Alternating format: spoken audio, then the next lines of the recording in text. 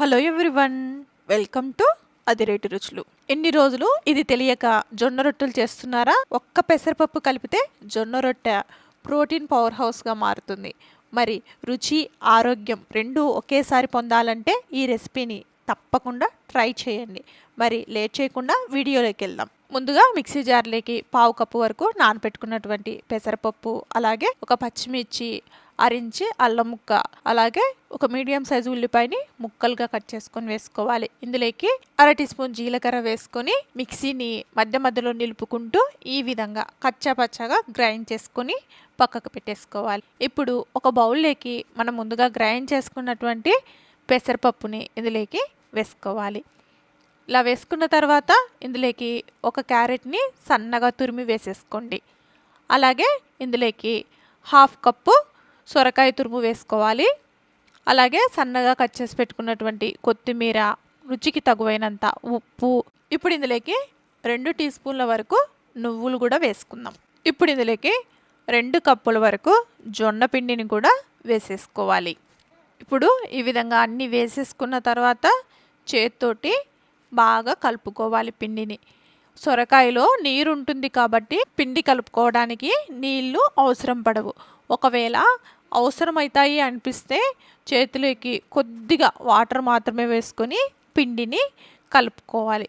చూడండి, ఈ విధంగా పిండిని రెడీ చేసుకున్న తర్వాత మనకు ఏ సైజులో అయితే రొట్టెలు కావాలో ఆ సైజులో ఇలా ఉండలుగా చుట్టేసుకోవాలి. ఈ విధంగా అన్నీ చుట్టేసుకొని ఇప్పుడు ఒక బటర్ పేపర్ పైన కానీ లేదంటే తడి క్లాత్ పైన కానీ, తడి క్లాత్ అయితే ఆయిల్ పట్టించాల్సిన అవసరం లేదండి.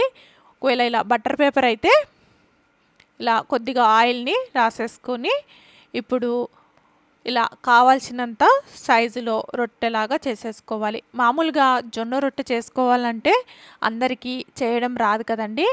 ఇలా అన్నీ కలిపి చేయడం వల్ల ఈజీగా చేసేసుకోవచ్చు. ఇలా చూపించిన విధంగా పిండిని అడ్జస్ట్ చేసుకున్నారంటే క్రాక్స్ అనేవి కూడా రావు.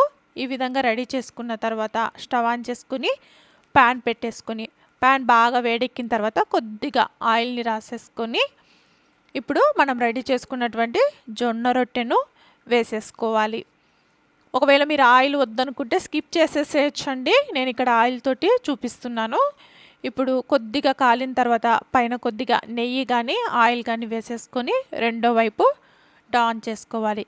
ఈ విధంగా రెండు వైపులా మీడియం ఫ్లేమ్లో కాల్చేసుకోండి. పచ్చిదనం అనేది లేకుండా రెండు వైపులా చక్కగా తిప్పుకుంటూ కాల్చుకోవాలి. ఈ విధంగా రెడీ చేసుకోవాలి మిగతా రొట్టెలను కూడా. ఇందులోకి కర్రీ కూడా అవసరం ఉండదండి. మనం అన్ని ఇంగ్రీడియంట్స్ కలిపి చేసాం కాబట్టి రైతాతోటి సర్వ్ చేసేసుకోవచ్చు. ఈ రొట్టెలు కూడా చాలా చాలా సాఫ్ట్గా ఉంటాయి. అస్సలు చేతకాని వారైనా ఇలా ఈజీగా చేసేసుకోవచ్చండి. మీరు కూడా తప్పకుండా ట్రై చేయండి. మీకు కనుక నా రెసిపీస్ నచ్చినట్లయితే లైక్ చేయండి, షేర్ చేయండి, అలాగే కామెంట్ చేయండి. మరిన్ని రెసిపీస్ కోసం అదిరేటి రుచులు ఛానల్ని సబ్స్క్రైబ్ చేసుకోండి. Thank you everyone.